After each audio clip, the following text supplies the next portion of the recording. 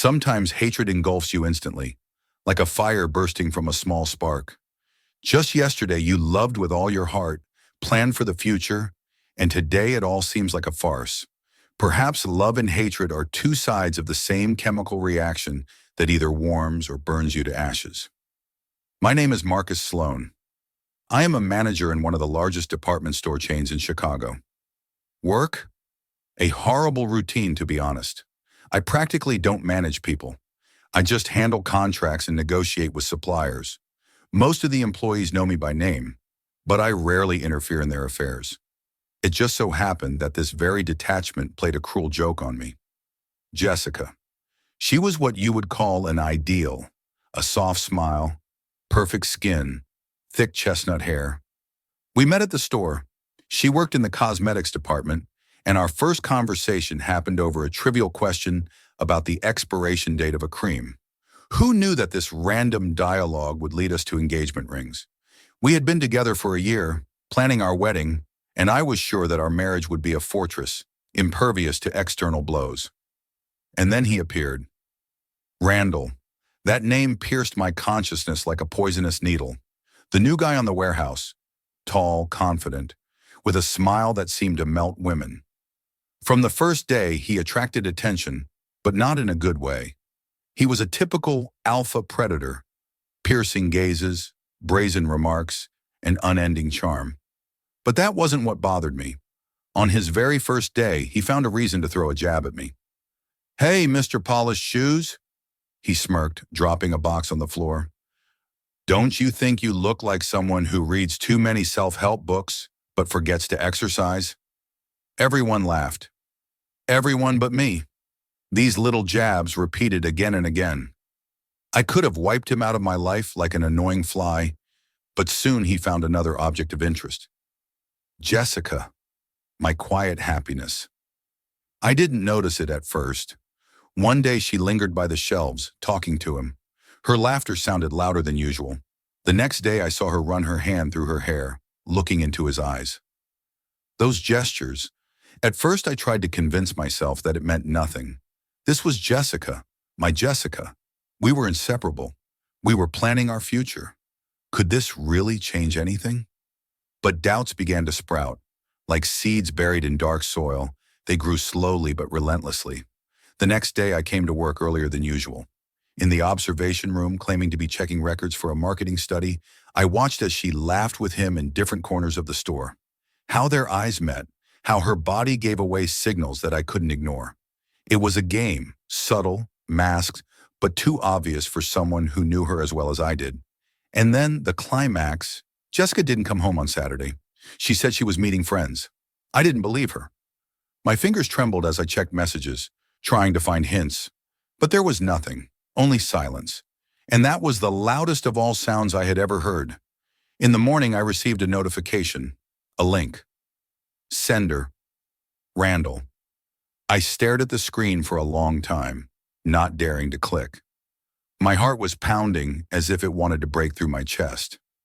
I knew what I would see would change everything, but I couldn't imagine how much. When I finally decided to click on the link, the video loaded slowly, as if the universe itself was trying to give me a few more seconds to prepare. The screen filled with an image, the warm light of a lamp, a crumpled blanket on the bed. I immediately recognized the room, a cheap motel not far from the store where Jessica and I had once stayed to escape the hustle and bustle. But it wasn't me there now. She sat on the edge of the bed, her hair casually tucked behind her ear, and on her face was a smile that used to be only mine. Randall stood next to her, holding the phone so that it captured both of them. He smirked at the camera as if he knew I was watching. "Say hi, Jess," he said with mockery in his voice. She looked at him, then at the camera. Her smile faltered. "Randall, you—" she began, but he leaned in and whispered something in her ear. She laughed as if it was something cute, as if it was normal. I turned off the video. My hands were shaking, and my head was pounding. Anger, humiliation, pain. It all mixed into an unbearable cocktail. I wanted to throw the phone away, but instead I hit play again and again until I memorized every detail. At work on Monday, I was on autopilot, But inside me, everything was boiling. I decided I wouldn't stay silent. I approached Jessica in her department, where she was arranging a new collection of cosmetics on the display. She looked innocent as always, but I knew it was a mask. "We need to talk," I said, barely controlling my voice. She turned around, her face slightly paled, but she quickly regained her usual smile. "Uh, of course. Marcus, what's wrong?" "Something happened," I said and nodded towards the hallway. "This way. It's important." She glanced at her colleagues, then reluctantly followed me to a quiet corner where no one could hear us. "I know everything, Jessica," I began, crossing my arms. "I saw the video. Your video with Randall." Her eyes widened. She tried to say something, but only silently opened her mouth like a fish out of water. "Marcus, this isn't what you think." She finally exhaled, her voice trembling. "Not what I think?" My voice broke.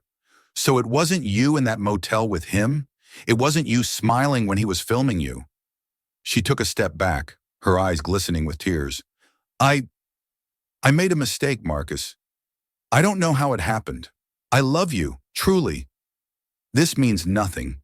It was just a moment of weakness." "A moment of weakness?" I repeated, feeling the anger surge again. "You looked very strong in that video, Jessica, especially when you smiled at the camera. Please give me a chance to explain." Her voice rose, her eyes filled with panic. "This isn't what you think. It was just a mistake. I was under pressure." "Under pressure?" I scoffed, though there was nothing funny about it. "What pressure, Jessica? The pressure of his smile? Or the pressure of him kissing you?" She fell silent, her shoulders slumped. Tears streamed down her cheeks, but I couldn't find any pity in me. "You know what's worse?" I said, looking straight into her eyes. "I loved you. I trusted you. And now everything we had has turned to ashes. Marcus, please don't leave me. I can fix this," she begged, but I already knew it was over. "Fix this?" I stepped closer to her so she could feel the weight of my words. "You can't fix what's already broken. You lost me, Jessica. And it's forever." I turned around and walked away, leaving her standing there crying and broken. For the first time in a long time, I felt in control of my life. But this was just the beginning. Randall didn't know what was coming for him. The phone lay in my hands, burning like hot metal. Inside me, a storm raged. Anger, pain, humiliation, all mixed into an unstoppable torrent. I knew I should have stopped, turned off that damn video and forgotten. But instead, I hit play again. On the screen, her face, Jessica, my happiness, my future wife. She looked at him, at Randall, with that very gaze that used to be only mine. Her eyes sparkled, her lips trembled in anticipation, and the corners of her mouth curled into a barely noticeable but genuine smile. That smile that used to be my best medicine for any trouble. "Look at me," Randall said, his voice low and commanding. "Like this. You're magnificent." Jessica looked up, her breath quickening. She ran her fingers over his chest as if savoring the moment. I felt my jaw clench, and my fists tightened so hard that my nails dug into my palms. The video continued. They weren't rushing, playing with each other as if in some strange ritual. It was all too explicit, too intimate, but I couldn't look away. I couldn't stop. I remembered how Jessica used to look at me like that. I remembered how her fingers touched my face, how her laughter filled the room, making everything else fade away. But now, looking at the screen, I realized that gaze belonged to someone else.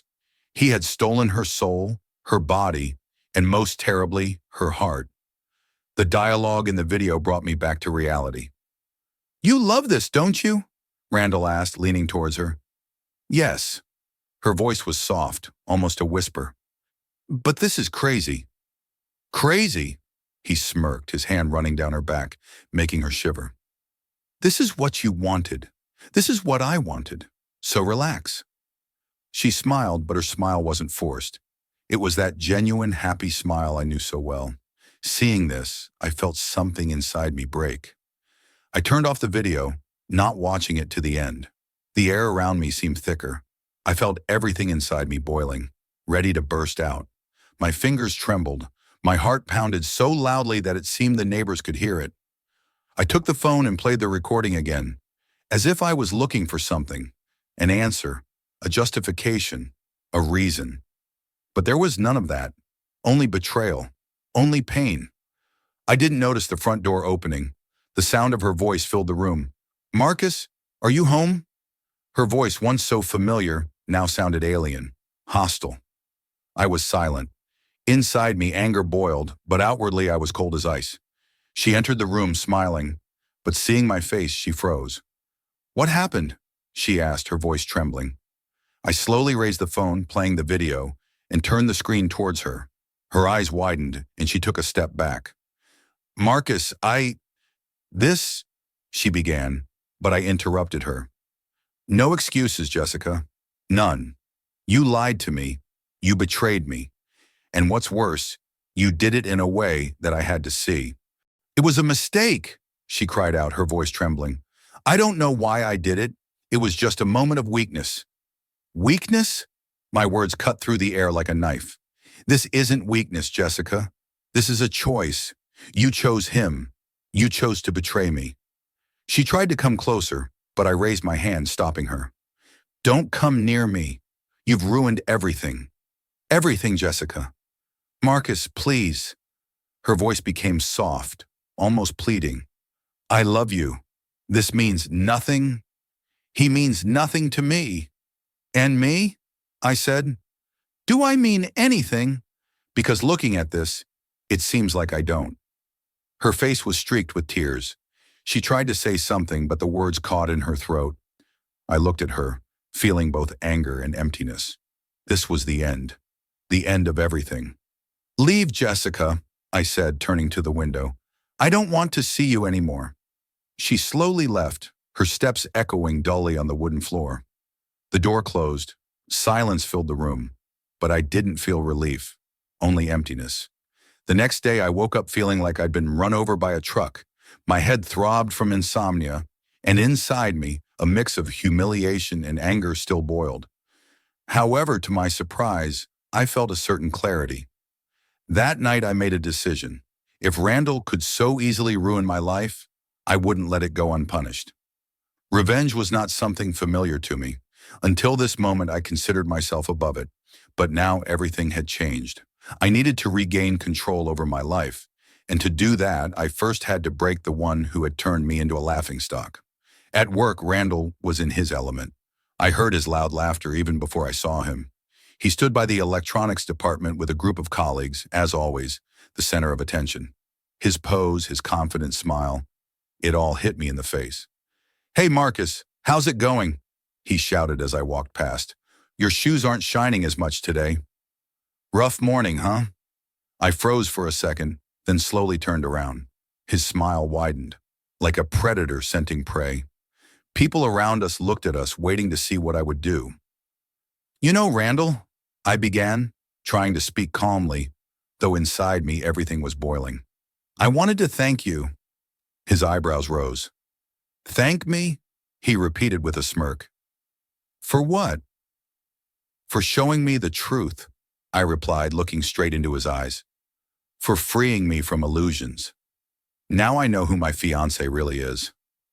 A chuckle sounded around us. Randall clearly didn't expect such an answer, but he quickly recovered. "Well, buddy, I'm always happy to help."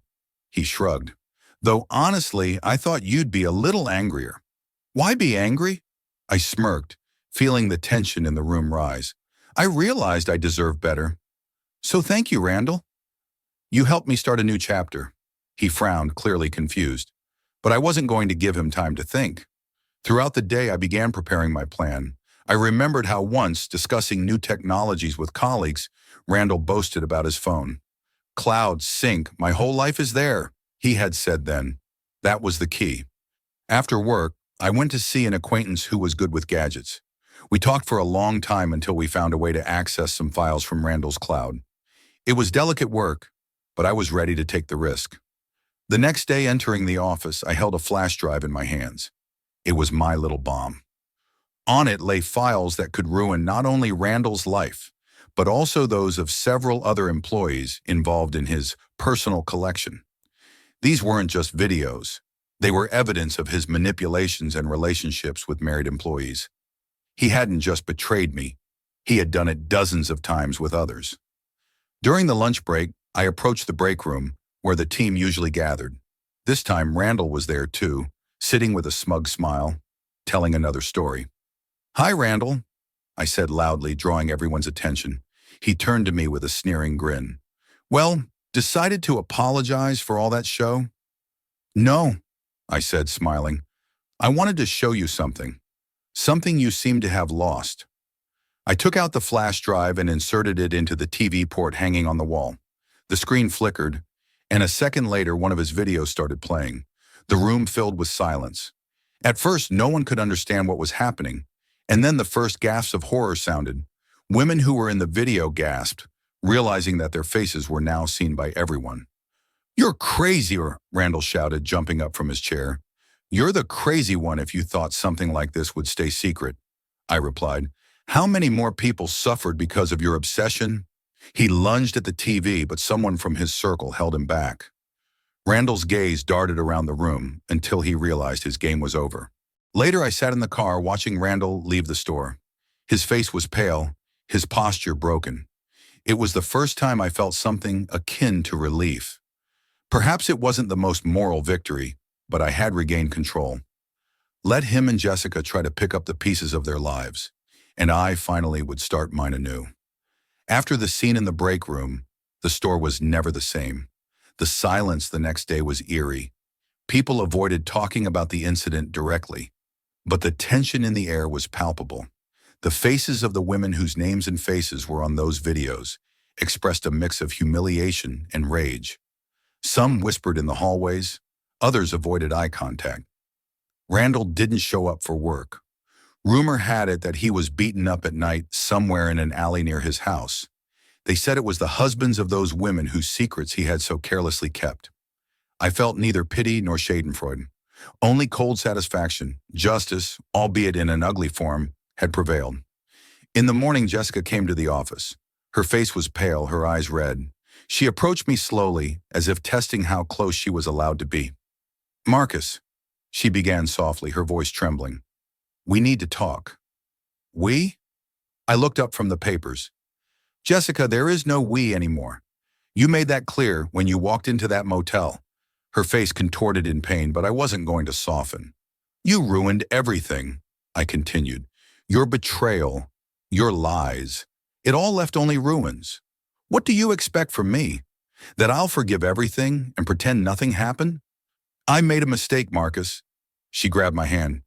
"Yes, I was weak. Yes, I lost control. But you know it wasn't him. It wasn't Randall. It was my mistake. You are my true love." I pulled my hand away. "Love? You call this love?" I laughed, but there was no joy in my laughter. "Jessica, you chose someone else. You gave him what belonged only to us. After that, there's no way back." She covered her face with her hands, her shoulders shaking. "I know I deserve this," she whispered through tears. "But you're not perfect either, Marcus. You were always distant, always putting work above me. Maybe I was looking for attention, love." These words hit me harder than any video. Were her accusations true? Maybe, but it no longer mattered. "Maybe," I replied coldly. "But if you were looking for love, you chose the most disgusting way to find it." She nodded as if resigned. "I have nothing more to say," she whispered, wiping away her tears. "I just wanted to say, I'm sorry." "Apologize to yourself, Jessica," I said, turning away. "Because I can't." When she left, I sat in my chair, looking out the window. The city lived its life, not noticing my ruined relationships and tangled revenge. But inside me, something began to clear up. Jessica was a part of my life, but not its meaning. Her betrayal hadn't destroyed me. It had made me stronger. That same day, I submitted my resignation. This store, these people, these walls, it had all become alien to me. I needed to leave to start over, where no one knew my story, where I could find myself again. In the evening, I sat in my apartment, looking at the boxes with Jessica's things. I should have thrown them out long ago, but I kept putting it off. I stood up, picked up one box, and opened it. Inside were photographs, our trips together, parties, sweet moments that used to warm my heart. Now they seem fake. I gathered everything and went outside. There by the dumpsters, I stopped for a second, then threw the box away, as if freeing myself from the past. This wasn't the end. It was the beginning. 3 months after I closed the door on the store and my past life, I sat in a small coffee shop on the outskirts of Denver. A new city, a new job, a new Marcus. I no longer had attachments, no scars that I couldn't hide. I was starting from scratch, and that feeling was scary, but it also gave me freedom. My resignation caused a stir in the store. Several colleagues tried to change my mind, but I was adamant. I understood that to move forward, I had to leave everything behind. That included the store, Jessica, and the memories of how everything went wrong. The last conversation with the boss was brief. He knew there was no point in trying to keep me. "Good luck, Marcus," he said, shaking my hand. "Sometimes change is the only way to move forward." I left the building with a sense of relief, as if I had finally shed a heavy backpack I had carried for too long.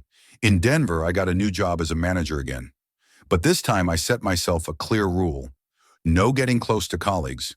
My work was my business, and my personal life was a separate territory that no one was allowed to enter. This was my way of protecting myself. I rented a small apartment with a view of the mountains. Spacious, bright, with minimal furniture, everything I needed. Here I could be myself without the pressure of the past. One evening, flipping through an old book, I came across a bookmark. It was a photograph of Jessica, one of those I hadn't thrown away for some reason. She looked straight into the camera, her face lit up with a genuine smile. At that moment, I didn't feel anger or pain, only quiet sadness. She was a part of my life, an important part, but not the main one. I took the photograph and carefully placed it in a box where I kept things that might one day return to my life, or stay there forever. One Sunday morning, I went to a small park near my house. I often sat on a bench there watching people. This day was no exception, but something was different. Next to me on the neighboring bench sat a woman with a book in her hands. She was reading, oblivious to the world around her. Her face was concentrated but somehow peaceful. On the cover of the book was a familiar title. It was one of those books I loved in my youth. "Good choice," I said, pointing to the book. She looked up, slightly surprised, but quickly smiled. "Have you read it?" she asked. "A long time ago, but I still remember. One of my favorites." She smiled wider, and we started talking. Her name was Allison. We discussed books, life, the city. The conversation lasted longer than I expected. At some point, I realized that I no longer felt the weight of the past. Allison was different. Not Jessica, not someone from my past. She was something new. I didn't know where this meeting would lead. Maybe nowhere. But at that moment, I felt ready. Ready to live, love, and take risks again. My past was a lesson, not a sentence. When I said goodbye to Allison that day, I felt a lightness for the first time in a long time. It wasn't a victory over someone, not proof of my righteousness. It was just a step forward, and that was enough.